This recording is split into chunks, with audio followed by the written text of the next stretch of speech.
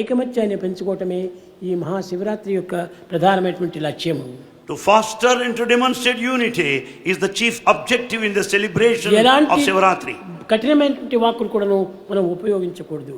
We should never use harsh words. ఎప్పుడు కూడా నువ్వు ప్రేమతో నీవు బోధించు, ప్రేమతో నీవు పలుకరించు. Talk to people with all the love and affection. విద్యార్థులారా, Students, విద్యార్థినీయులారా, boys and girls, పవిత్రమైనటువంటి భక్తులారా, the sacred devotees, అందరూ కూడాను ఈ పవిత్రమైనటువంటి యొక్క ప్రవేశంలో మీరు పవిత్రంగా చేరారు. you all have assembled ఎక్కడ here. చేరినప్పటికీ భక్తులైనటువంటి వారు పవిత్రమైన హృదయాన్ని మార్చుకోవాలి. And every devotee, wherever he is, should have sacred heart. ఇది పవిత్రంగా ఉండినప్పుడే హార్ట్ పవిత్రమైన కార్యములు మనం చేయగలము. When the heart is sacred, it will lead you to sacred action.